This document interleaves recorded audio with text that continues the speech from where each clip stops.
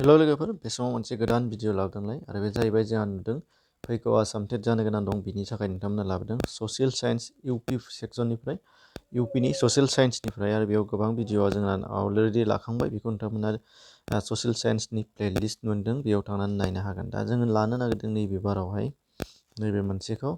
बे जाहैबाय जोंना खेबसेयैनो जोबोद बुरजा आरो जोबोद इम्परटेन्ट पार्ट, जायखौ जोङो माने सरासनस्रा सा साज्राङै मिथिया, जे जाहैबाय प्लेनिं एन्ड बाजेट। बेखौ लानो नागिरदों प्लेनिं आरो बाजेटनि। Planning of budget, national income, economic planning, 5 years planning, बेखौ जोङो खेबसेयैनो लाबोगोन। गासै 40थानिबो बांसिन नोंथांमोननि थाखाय आङो इम्परटेन्टखौ सिलेक्ट खालामनानै बुथुमनानै लाबोदों। दा बेयावहाय फैदो, जों गोबाव खालामाजासे थांदिनि मोनफा मोनफा मा मा बुंनाय जादों नायदिनि। बेखौ नोंथांमोननो आरोबाव खनसे खिन्थाहरदों, बे सिलेबासखौ आङो लिरना होनाय जादों, इउनिटखौ आरो। दा बेनिफ्राय फार्स्टनिफ्राय नायदो, दा टार्म मिक्स इक'नमि डिनट। मा होनदों मिक्स इक'नमिनि मिनिङा मा होननाय जादों? मिक्स इक'नमिया, मिक्स माने मा? बोथ मा होनदों प्राइभेट आरो पाब्लिक मोननैबो, प्राइभेट आरो पाब्लिक मोननैबो पार्टखौ ज' खालामनानै जाय रांखान्थिनि बाहागो एबा जाय इक'नमिक, बेखौ मिक्सड इक'नमि बुंनाय जायो होनदों। इम्परटेन्ट फैयो नालाय, ओंखायनो नोंथांमोननो होदों। In an economy, how many sectors are classified on the basis of ownership of enterprises? इन्टारप्राइजनि बिगोमानि सायाव सोनारनानै मोनबेसे सेक्टराव बाहागो रानदों? बे जाहैबाय मा? 2 प्राइभेट आरो पाब्लिक। पाब्लिक आरो प्राइभेट बे मोननैयाव बाहागो रानदों। बेनि दा सोंनाया बेनोमोन, बिनि सायावनो। दा डुवेल इक'नमि मिन्स मा होननाय जादों? डुवेल इक'नमि होनबा माखौ मिथिनाय जायोनो? Mixture of traditional and modern agriculture sector. Traditional आरो गोजाम आरो मडार्न गोदानथि, बे मोननैनि एग्रिकालचार एबा आबाद बिथिंनि सेक्टरखौ ज' खालामनानै डुवेल इक'नमि हमनाय जायो होनदों। In India plan economy is based on. Planning इक'नमिया मा होननाय जादों? रांखान्थिनि बिथांखिया जोंना प्लेनिं माने बिथांखि, दे बर'आव बिथांखि होनना बुंनाय जायो। रांखान्थियारि बिथांखिया जोंना मानि सायाव सोनारनो? ससियेलिस्ट सिस्टेम, समाजारि खान्थि एबा ससियेलिस्ट सिस्टेमनि थाखाय बाहायजायो होनदों।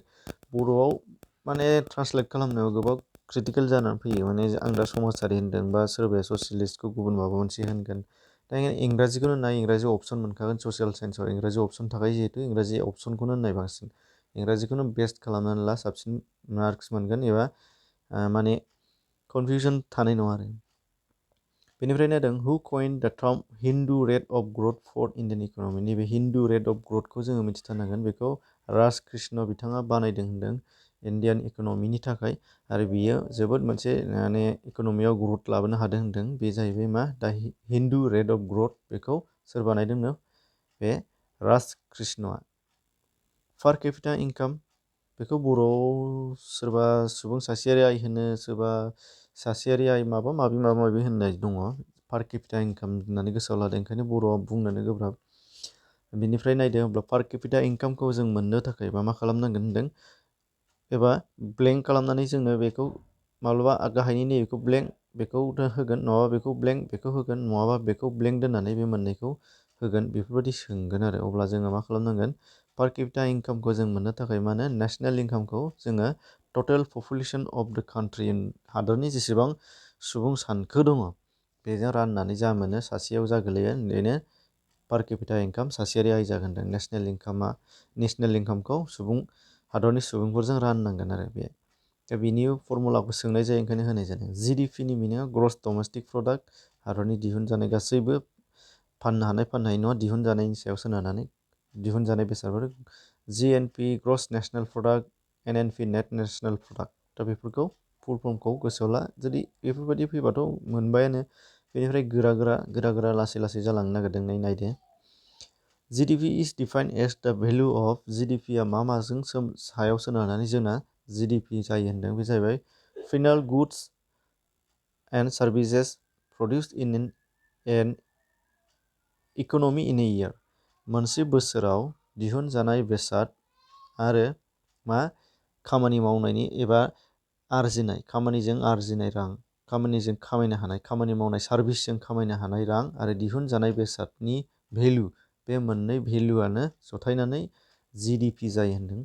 जेसेबां मुवा बेसाद दिहुनजायो जोंनिया, बिनि रांखान्थियारि भेलु, रांनि भेलुआव, आरो फारसेथिंजाय मोनसेया जेसेबां सार्भिसजों खामायनाय इनकाम दङ आरो बेफोरो सार्भिसजों खामायनाय इनकाम माने ट्रेन सार्भिस माबा माने ट्रेन्सपर्ट सार्भिस गासैबो गोलैफागोन अफिसियेल सार्भिस इन्डास्ट्रिनि सार्भिस बेफोरो गोलैजोबगोन बेनिफ्राय बेंकिं बेफोरबो सार्भिसाव गोलैजोबो बेनिफ्राय नायदो गायाव मेजर इन्डिकेसन अफ द स्टेट अफ द इकनमि अफ ए काउन्ट्रि इज दरसे हादरनि मा होनो रांखान्थिखौ थि खालामनानै होग्राया सोर होनदों rate of GDP growth rate of GDP growth माने जिडिपिनि जेसेबां रेटआ मोजां एसेबां दरसे हादरनि डेभेलपमेन्टआ बेयो खोन्थानो हानाय जायो होनदों बेखौ खोन्थानो हानाय जायो ग्रस नेशनेल प्रडाक्टखौ जों माबोरै मोननो हायो होननाय जादों बेखौबो सोंनाय जादों total value of output and income receive in a year बोसोराव थानाय आउटपुट आरो इनकामनि रिसिभ खालामनायखौ domestic residence of the country हादरनि थागिरिजों राननानै जा मोनो बेनो ग्रस नेशनेल प्रडाक्ट जायो होनदों बेखौबो गोसोआव लानांगोन जोङो बेनिफ्राय दङ नायदो national income estimates in India are prepared by national इनकामखौ सिगाङाव मा होनाय जादों नेशनेल इनकामखौ हादरनि माबे मोनसे बिफाना नायो होननाय जादों माबे मोनसे बिथिङा एस्टिमेट खालामनानै होयो होनदों बे जाहैबाय सेन्ट्रेल स्टेटिस्टिकेल अर्गेनाइजेसना बेखौ मावो होनदों नेशनेल इनकामनि एस्टिमेटखौ सेन्ट्रेल स्टेटिस्टिकेल अर्गेनाइजेसना मावो होनदों एबा बानायो दा main source of national income in India is भारतआ बयनिख्रुइबो बांसिन मा नेशनेल इनकामखौ खामायनो हायो होननाय जादों सार्भिस सेक्टराव बांसिन बाहायनो हायो खामायनो हायो होनदों the best year for competition of national income in India is भारतआव नेशनेल इनकामखौ जौगाहोनो थाखाय मोनसे टार्निं पइन्ट एबा सोलायनाय प्लेनिं लाबोजेनदों बे जाहैबाय 1993निफ्राय 1994आव बेखौ लाबोजेननाय जादों होनदों बेनिखायनो बेनो गुदिसिन होनदों भारत रांखान्थियारि बिथांखि एबा रांखान्थि जौगाहोनायनि प्लेनिं लाजेननाय in Indian economy Hindu rate of growth is associate with national income दहायनियानो हिन्दु रेट अफ ग्रोथआ सोर दिहुनदोंमोन दहाय नामखौ खोन्थादोंमोन बेनिफ्राय बेनो मानि सायाव सोनारनानै नेशनेल इनकामखौ जौगाहोनो थाखाय बानायनाय जादों होनदों टार्टियारि सेक्टराव मा हाबनानै थायो होनदों टार्टियारि सेक्टर इनक्लुड्स टार्टियारि सेक्टराव मा थायो ट्रेड फालांगि ट्रेन्सपर्ट माने ट्रेन्सपर्ट लांलाय लाबोलाय बेफार फालांगि हान्था मेला मा होनना बुङो बेखौ ट्रान्सपर्ट फाइनान्स रियेल इस्टेट बेफोर हाबनानै थाजोबो trade transport finance real estate बेफोर हाबनानै थागोन who has eliminate national income in India first eliminate नङा हु हेज एस्टिमेट गिबिसिन जोंना भारतआव रांखान्थियारि बिथांखिखौ भारतआव रांखान्थियारि बिथांखि जिहेतु प्लेनिं बानायजेननाय जादोंमोन बेखौ सोर बानायजादों होनदों दादाभाई नौर'जि बिथाङा जोबोद मुंदांखा सासे सुबुं आरो फैनोबो हागौ इम्परटेन्टार गिबिसिन माने प्लेनिं कमिसननि बिथाङानो मावजेनग्रा होनदों आरो बेजों लोगोसे बिथाङानो प्लेनिं कमिसननि एबा प्लेनिंखौ इकनमिक प्लेनिंखौ एस्टिमेट बानायजेननो हादों होनदों एबा बानायजेनदों बिथांनिनो मुंदांखा बिजाब दङ बेखौ जोङो नायनांगोन बे दादाभाई नौर'जिनिनो बे जाहैबाय describing the theory of economic drain of India during British rule नैबे बिजाबनि नाम बेखौ सोर लिरो होननानै सोंगोन होनबा दादाभाई नौर'जि एबा दादाभाई नौर'जिनि बिजाब बेखौ सोंनो हागौ नायदो बेनिफ्राय नैबे नेशनेल इनकामखौ दिहुननायनि फर्मुला मोनसे स्टेटिस्टिक एबा जोंनाव एस्टिमेट खालामग्रा बा स्टेटिस्टिकेल खालामग्राफोरनि मोनसे फर्मुला दं होनदों नैबे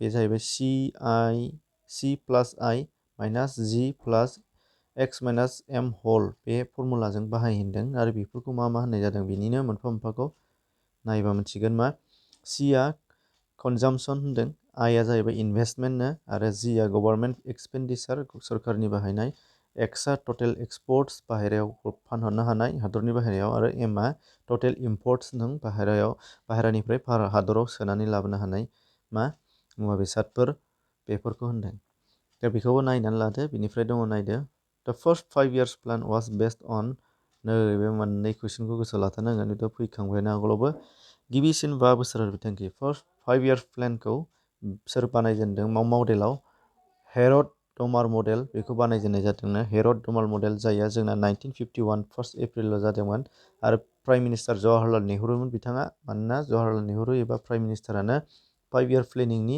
चेयारमेन जायो ex officio chairman next second मडेला सेकेन्ड 5 years प्लेननि मडेल होग्राया जाहैबाय मा महलनबिस मडेल सिगांना हेरड डनार मडेल आरो नैबे मोनसेया महलनबिस मडेल बे मोननै कुइसनखौ गोसोआव लाथार दहायनो इकनमिक थांदोंमोन दानिया 5 years प्लेनिं हाबबाय दे माने मोनसे इउनिटआवनो मोनब्रै मोनबा साब इउनिट होनानै खेबसेनो ज' होदों नालाय बेबायदि बेनिफ्राय होनदों under which plan did the government introduce on agriculture strategy which gave rise to green revolution बबे मोनसे 5 बोसोरारि बिथांखि एबा 5 year प्लेनिंआव ग्रीन रिभलिउसनखौ मा इन्ट्रडिउस खालामनो थाखाय एबा ग्रीन रिभलिउसन लाबोनो थाखाय सोफानाय जादोंमोन बे थार्ड 5 year प्लेनाव ग्रीन रिभलिउसन जाखांहोनायनि थांखि लानाय जादोंमोन which plan gave emphasis on removal of property for the first time धोननि मोन्थाय होननाय दङ जोंनियाव मा दंमोन धोननि मोन्थाय रिमुभ राइट टु प्रपार्टि बेखौ रिमुभ खालामनाय बा माबे बोसोराव बानायदोंनो 5th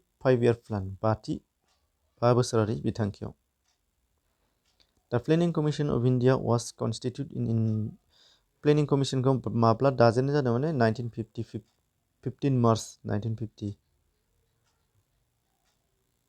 in the fourth independent period उदांस्रि मोनखांनायनि उनाव इकनमिक रिफर्मस रांखान्थियारि सोदांनाया वेर फार्स्ट इन्ट्रडिउस्ड इन इन्डिया आन्डार सिगांसिन मा फोसावजादोंमोन एबा बानायजादोंमोन सोरजों VP नरसिम्हा राव बिथांनि सोरखार दानाय समाव रांखान्थियारि बिथांखि एबा रांखान्थि खोन्दोखौ जौगाहोनो थाखाय मा गोदानै मोनसे रिफर्म सोलायनाय लाबोदोंमोन PV नरसिम्हा रावनि सोरखार जानाय समाव 1990 आव Who is the ex-officio chairman of Planning Commission? Planning Commissionनि मासिगिरि एबा चेयारमेना प्राइम मिनिस्टारानो अर्थात दा बै समावहाय फार्स्टआव जाजेननायाव जवाहरलाल नेहरूमोन नालाय बे बिथाङानो जादों आरो ओमफ्राय नाथाय आथिखालाव दा मा प्लेनिं कमिसन गैला बेखौ जों दा लासैनो मोनसिगोन बेनि जायगायाव मा फैखो दा मोनसिगोन र' Which is the highest body that approved 5 year plan in the country? जोंनि भारत हादराव 5 बोसोरारि बिथांखि एबा 5 years प्लेनिंखौ एस्टिमेट खालामखांनायनि उनाव एप्रुभल होग्राया सोर होनदों बे जाहैबाय नेशनेल डेभेलपमेन्ट काउन्सिलासो एप्रुभ खालामदों बेनिफ्रायसो बियो इउटिलाइज जायो आरो बाहायजायो नाबार्ड बेंकखौ गायसननानै होनाया जाहैबाय माब्लानो नाबार्ड बेंकखौ गायसननानै होदोंनो 6 5 year प्लेनाव नाबार्डखौ गायसननाय जादों 27आ 28आव मा होनदों सेक्रेटारि अफ द प्लेनिं कमिसननि एक्स चेयारमेनखौथ' जों मिथिखाबाय प्राइम मिनिस्टार दाना सेक्रेटारिया प्लेनिं कमिसननिया जाय जायो बेनो नेशनेल डेभेलपमेन्ट काउन्सिलनिबो सेक्रेटारि होनदों सासे सेक्रेटारियानो मोननै मा कमिसन एबा मा होनो अफिसियेलनि मोननै अफिसियेल आरो मोननै बे जाहैबाय मा सेक्रेटारि प्लेनिं कमिसननि आरो मोनसेया नेशनेल डेभेलपमेन्ट काउन्सिलनिबो बेनो सेक्रेटारि होनदों नेशनेल डेभेलपमेन्ट काउन्सिलखौ फार्स्ट कन्स्टिटिउट खालामदों होनदों बे जाहैबाय 1952 6 आगष्टनि 6 थारिख 1952 आव नेशनेल डेभेलपमेन्ट काउन्सिलखौ कन्स्टिटिउट खालामनाय जादों एबा फोसावनाय जादों नेशनेल हर्टिकालचार मिशन वाज लन्च इन आबाद खोन्दोनि एबा मा होनो नार्सारि फार्मिं ओमफ्राय बेनिफ्राय आबादनि बेफोर हर्टिकालचार बिनि मा होनो नेशनेल हर्टिकालचार मिशन बेखौ माबायाव लन्च खालामदोंनो 10 5 year प्लेनाव बाहायनाय सोसननाय जादोंनो 10 5 year प्लेन डिसेन्ट्रेलाइजेसन इज रिलेटेड टु डिसेन्ट्रेलाइजेसन एबा मा हादर गेजेरारि नङि खालामनाय हादर गेजेरारिखौ सिफायनाय बेयो 9थि 5 बोसोरारि बिथांखि एबा 9 5 years प्लेनाव डिसेन्ट्रेलाइजेसन खालामनाय जादों ओंखायनो बियो रिलेटेड दङ बेजों दा planning commission has been अबलाइज्ड by the prime minister मा होनदों प्लेनिं कमिसनखौ सिफायनानै होनाय जादोंनो सोरनि समाव प्राइम मिनिस्टार नरेन्द्र मदिनि समाव नरेन्द्र मदि बिथाङा प्राइम मिनिस्टार जानायनि उनाव 5 years एबा 5 years प्लेनिंखौ 5 बोसोरारि बिथांखिखौ सिफायनानै होनाय जादों होनदों बिनि जायगायाव गुबुन मोनसे प्लेनिं लाबोनाय जादों बे जाहैबाय जोंहा मा नीति आयोग बेखौ जों दा बावैनो बुंनाया बेनो दा आथिखालाव माने दानि बोसोर सोलिबाय थानायाव जोंनाव 5 बोसोरारि बिथांखि गैला 5 years प्लेनिं गैलिया बेखौ अबलाइज खालामनाय जाबाय एबा सिफायनाय जाबाय सोरखारा नरेन्द्र मदि प्राइम मिनिस्टार जाफैनाय समाव। बिथाङा बिनि सोलायै बेयाव मा खालामबायदों निति आयग दानानै होबाय। निति आयग रिप्लेस खालामबाय प्लेनिं कमिसननि 5 years प्लेनिंनि जायगायाव रिप्लेस खालामनानै निति आयग फैबाय आरो बेखौ 2015नि 1 जानुवारियाव सिफायनानै निति आयग बानायनाय जादों। बेनिफ्राय economic survey of India is related to माने इकनमिक सार्भे खालामनाया बबे मोनसे बिफाननिफ्राय सामलायहोनो मिनिस्ट्रि अफ फाइनान्सनिफ्राय सामलायहोनो। Economic survey is related to होननानै सोङोबा सोमोन्दो थायो होनबा मिनिस्ट्रि अफ फाइनान्स। निति आयगनि सोमोन्दै जों मिथिनानै लानोसै दाना नायदो। निति आयग नेशनेल इन्स्टिट्युट फर ट्रेन्सफर्मिं इन्डिया आयग फुल फर्मा प्रेसिडेन्टआ प्राइम मिनिस्टारानो जायो। जोंना मायाव 5 years प्लेनिंआव चेयारमेनमोन प्राइम मिनिस्टारा, नाथाय दानियाव निति आयग प्रेसिडेन्ट होननाय जादों। प्रेसिडेन्टआ प्राइम मिनिस्टारा एखेयानो बिबान लायो। मेम्बार्सफोरा सोर जायोनो निति आयगनि मेम्बार्सफोरा भाइस प्रेसिडेन्ट लेङाइ हादोरगिरि थाबाय, चिफ मिनिस्टार स्टेटनि चिफ मिनिस्टार्स थाबाय, होमबा 28 स्टेट दंबा 28नि जाहैबाय। बेनिफ्राय इउनियन टेरिटरियाव जोंना चिफ मिनिस्टार थाला नालाय ओंखायनो बेयाव मा थाबाय भाइस गभर्नर थायो। जिहेतु बे भाइस गभर्नरफ्रा जाहैबाय इउनियन टेरिटरिया जेसेबां दङ 6टा बा 8टा दङ, 8टानि इउनियन टेरिटरिनिया भाइस गभर्नरफ्रा जाजोबसिगोन। बेनिफ्राय 4 नेशनेल मिनिस्टार्सफोरखौ दोननाय जायो। सोर नेशनेल मिनिस्टारा माबे बिफाननिया मोनगोन, जायखिया 7 नेशनेल मिनिस्टारफोरा मोनगोन मेम्बाराव vice president, chief minister, vice governor आरो 4 मेम्बार्स अफ मिनिस्टार्स। बेनिफ्राय green revolution related to green रिभलिउसना मायाव जादोंमोन होनदों, बे जाहैबाय पान्जाब आरो हारियाना। गोदान मुगानि आदब मावनाय, गोदान मुगानि आबाद मावनायाव गोदान मुगानि लेटेस्ट टेक्न'लजि बाहायनानै आबाद मावनाय, बेनि रिभलिउसन जादोंमोन ग्रिन रिभलिउसन। बेनि सोमोन्दै आलादा भिडिअ नोंथांमोना नायनो हागोन। बेनिफ्राय HDI-खौ हिउमेन डेभेलपमेन्ट इन्डेक्सखौ सोर फोसावो होनदों, बे जाहैबाय मा UNDP-आ फोसावो। हिउमेन डेभेलपमेन्ट इन्डेक्स HDI आरो बेखौ फोसावग्राया UNDP अर्थात इउनाइटेड नेशंस डेभेलपमेन्ट प्रग्राम, बियो फोसावो। फार्स्ट UNDP-आ फोसावदों HDI-खौ हिउमेन डेभेलपमेन्ट इन्डेक्सखौ 1990आव। आरो बेनिफ्राय इन्डिया इज नाउ जोंनि दानि लेटेस्ट भारतनि GDP-आ होनदों मा US डलाराव फोरमायो, जे गोसोआव ला GDP-खौ मायाव फोरमायो होनबा US डलाराव फोरमायो। बे जाहैबाय 4.3 ट्रिलियन जाहैबाय आरो बियो जोंना एसे दुगानायनि बाथ्रा, बे जाहैबाय मा 4 लार्जेस्ट GDP जाहैबाय होनदों, 4थि लार्जेस्ट GDP जाहैबाय जोंना। फार्स्टआवथ' आमेरिका थाखाबाय, बेखौ गाख्लाय हाखाया, ओंखायनो दाना 4थि मा देरसिन बांसिन रांखान्थियारि जौगानाय हादर जानानै फैबाय होनदों GDP हिसाबै। दा बे जोंहा बेखिनिमोन। दानिया बेखौ नोंथांमोना PDF नांगौबा डिसक्रिपसनाव लिंक मोनगोन, डाउनलड खालामना लानो हागोन। बेनिफ्राय गुबुन जेसेबां ससियेल साइन्सनि भिडिअ जाबाय अलरेडि नोंथांमोना खोन्थाखांबाय, प्लेलिस्ट दङ ससियेल साइन्स होननाय टेटनि, बेयाव थांनानै नायबानो जाबाय मोनगोन। आरो गुबुन बड' पार्टआ जोब्बाय कमप्लिट, बेखौ नायनो हानाय जागोन। एसेनोसै, गोजोन्थों।